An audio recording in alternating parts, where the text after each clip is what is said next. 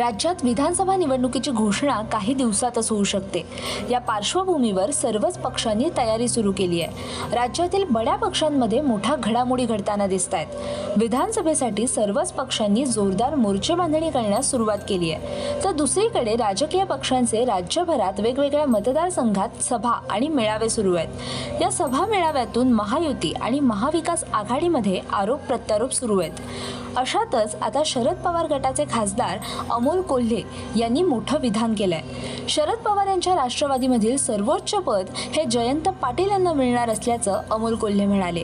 अमोल कोल्हे नक्की काय म्हणाले चला पाहूयात। महाविकास आघाडीचा अजून जागा वाटपाच्या 2 बैठका बाकी आहेत, त्यामुळे मी काय म्हणत नाही, पण हेच तुम्हाला सगळ्यांना माहिती आहे, सांगली जिल्ह्याचा त्या पदाच्या बाबतीत लई मोठा बॅकलॉग झालेला आहे। पण मग जबाबदारी तुमच्या प्रत्येकाच्या खांद्यावर येते।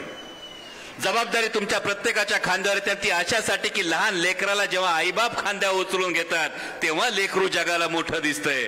आणि त्या पद्धतीनं सांगली जिल्ह्यातला महाविकास आघाडीचा प्रत्येक उमेदवार हा आमदार झालाच पाहिजे, अशा पद्धतीने जर तुम्ही भूमिका घेतलीत तर राष्ट्रवादी काँग्रेस पक्षातलं सर्वोच्च पद जे असेल त्या आदरणीय जयंत पाटील साहेबांनाच आहे।